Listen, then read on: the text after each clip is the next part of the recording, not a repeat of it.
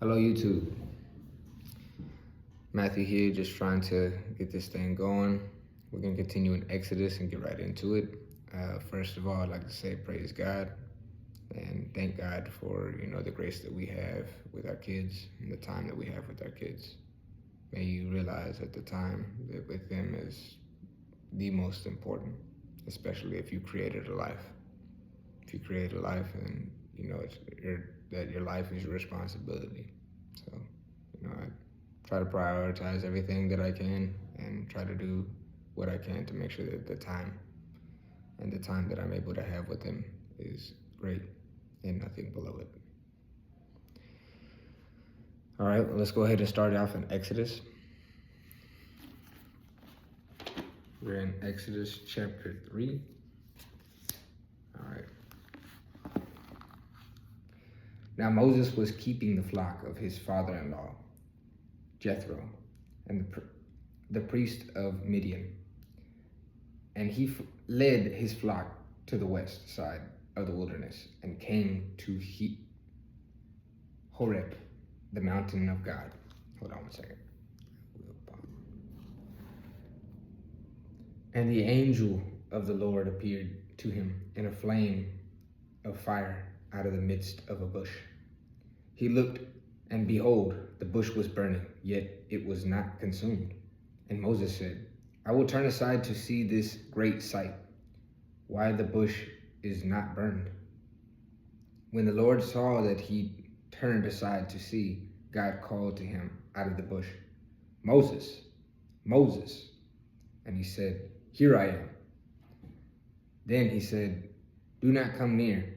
Take your sandals off your feet, for the place of which you are standing in holy ground. And he said, I am the God of your father, the God of Abraham, the God of Isaac, the God of Jacob. And Moses hid his face, and he was afraid to look at God. Then the Lord said, I have surely seen the affliction of my people who are in Egypt, and have heard their cry because of their taskmasters. I know their suffering. And I have come down to deliver them out of the hand of the Egyptians, and to bring them up out of that land to a good and broad land, a land flowing with milk and honey, to the place of the Canaanites, the Hittites, and the Amorites, the Perizzites, and the Hivites, and the Jebusites. And now behold, the cry of the people of Israel has come to me, and I have also seen the opposition with which the Egyptians oppressed them. Come, I will send you to Pharaoh, and you may bring my people and children of Israel out of Egypt. But Moses said to God, Who am I that I should go to Pharaoh and bring the children of Israel out of Egypt? He said, But I will be with you, and this shall be the sign for you that I have sent you. When you have brought the people out of Egypt, you shall serve God on this mountain. Then Moses said to God, If I come to the people of Israel and say to them, The God of your fathers has sent me to you, and they ask me, What is his name? What shall I say to them? God said to Moses, I am who I am. And he said, Say this to the people of Israel, I am has sent me to you. God also said to Moses, Say this to the people of Israel, the Lord, the God of your fathers, the God of Abraham, the God of Isaac, the God of Jacob, has sent me to you. This is my name forever. And thus I am to be remembered throughout all generations. Go and gather the elders of Israel together and say to them, The Lord, the God of your fathers, the God of Abraham, of Isaac, and of Jacob, has appeared to me, saying, I have observed you and what has been done to you in Egypt. And I promise that I will bring you up out of the affliction of Egypt to the land of the Canaanites, the Hittites and the Amorites and the Perizzites and the Hivites and the Jebusites, a land flowing with milk and honey, and they will listen to your voice. All right, let's move to the next page here.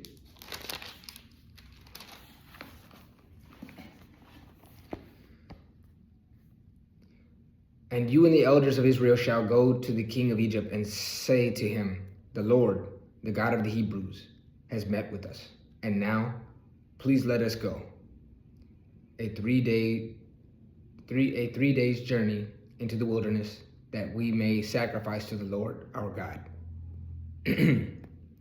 But I know that the king of Egypt will not let you go unless compelled by a mighty hand.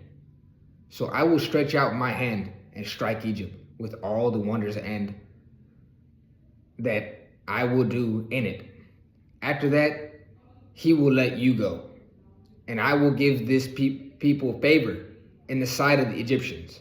And when you go, you shall not go empty, but each woman shall ask of her neighbor, and any woman who lives in her house, for silver and gold jewelry, and for clothing. You shall put them on your sons and on your daughters, and you shall plunder the Egyptians. Thank y'all. I appreciate y'all for listening and for being a part of this word. Remember, Lord, it is the living word. The living word. It continues to live and breathe throughout us and give us the message that we condone. Thank y'all for listening. That's it for now. I may read some more of Exodus here today. God bless one. Take care, and Yahweh.